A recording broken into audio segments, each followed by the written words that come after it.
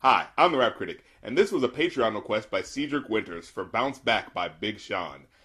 Now, I may have made it apparent that I'm not the biggest fan of Big Sean. Shut the up, Big Sean! Shut the up! But, I do think he's significantly improved as a rapper. I think he uses his voice in a way that experiments with flows in a way that's ear-catching and engaging. And while he still has some corny lines... I guess when your stars align, you do like the solar system and plan it out. Boo. Boo, Big Sean, boo. On this song in particular, there are no outright stinkers. Last night took a L, but tonight I bounce back. Wake up every morning, by the night I count stacks. Now, from the chorus, it seems like the song's about how, even though he may take a loss, by the next day he always recovers. Although it's odd that this chorus is about taking losses but coming back from them, like the Blessing song I reviewed a few weeks ago, and yet the single art has the words, "Take no L's" in bold letters, which kinda goes against the theme, because a song that alludes to the idea of recovering from a loss is more realistic and relatable than instructing people to never lose in the first place, because, I mean, that's kind of impossible. But then we get to the question I had. See, he starts off by saying last night he took an L, but from what? Like, what did he lose?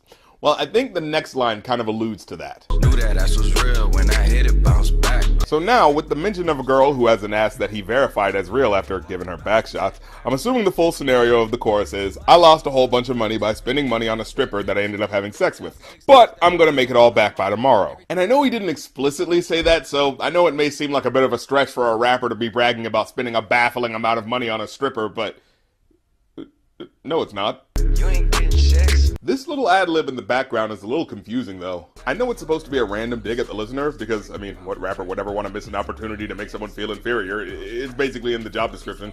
But in the context of the chorus, it comes after he talks about having sex with that stripper, which I assume he spent all his money on last night, so is he saying that to her? You ain't getting checks, boy. I mean, I just got yours.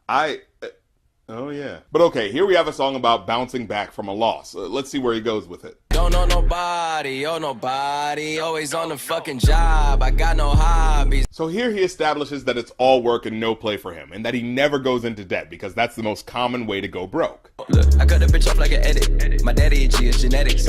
And here he kind of carries on the implied story from the chorus, right? He cuts off the chick that he wasted all that money on from last night, and he goes on to brag about his success and talent through some pretty clever wordplay. I kept a G, yeah, 1,000 click stars studded like the Paramount monitor. I switch gears to the night shift, blacking out cause I'm enlightened. And this is an especially good line, because he uses seemingly ironic phrasing to highlight his skill as a rapper. One would typically associate the phrase blacking out with darkness, but it can also be used as a compliment for a rapper who's just going off on a track so hard, it seems like it's something that they're doing unconsciously, as if it's taking no effort whatsoever. However, he says that the reason he's able to black out is because he's enlightened, which means he's intelligent and understands the best way to utilize his craft as an MC. God talk to me in silence, but I hear him every time, man. Thank you, God. God bless you. Thank Last you so night much. took a And did he just say, God bless you to God?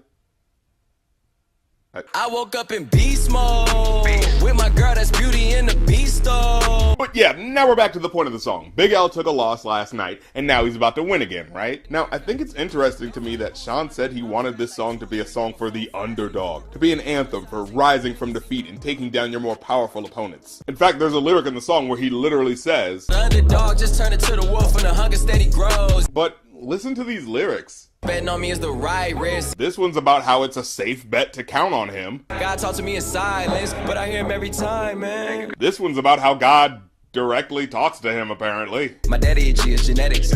And in this lyric, he says that his dad is a G, which alludes to the idea of winning and overcoming obstacles being literally in his genes. This song is pretty demonstrably not about an underdog at all. It's about a guy who's always winning and always will win. Hell, the one scenario that can be assumed he took a loss for isn't even that bad. I'm in an economic position where I could spend thousands of dollars on a really hot chick to have sex with and immediately make all that money back the following morning. Truly, he has experienced struggle. And I'm not saying that he hasn't ever, but the song itself doesn't really give us a lot to go off of. Sure, the beginning of the chorus gives us a good phrase to identify with as overcoming the odds. You know, last night I took an L, but tonight I bounced back. But absolutely nothing else causes us to sympathize with him. Immediately after, he reassures the listener that they don't get money or girls like him. So okay, why should I as a listener care that you succeeded? So like, how can I describe this song?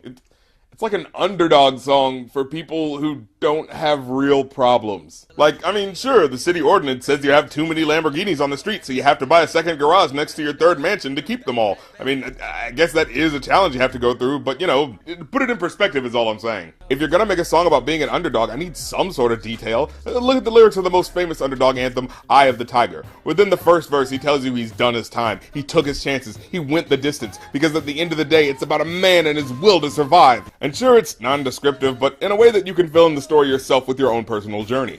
But in a rap song, we have the time for more words, to fill in the story with specifics, to let you really understand the individual struggles that the writer's going through. So okay, what does Big Sean say to get you to truly identify with his strife? Well, he actually does say a few things about halfway through the song. I done did everything except worry, hella drama, my life story. Oh yeah, he went through hella drama.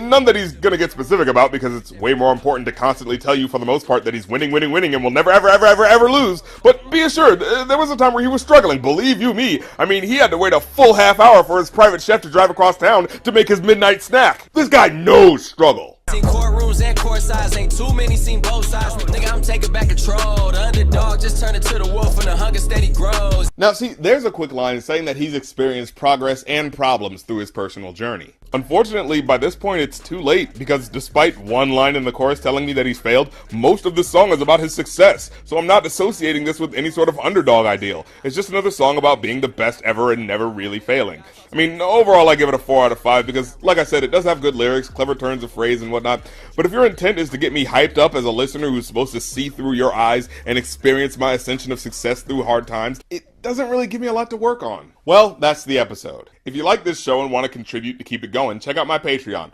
Also, check back for my video game streams that I usually do on Wednesdays and Saturdays, and the Going Off podcast that'll be going up from now on every Sunday. Thanks for watching, and peace out.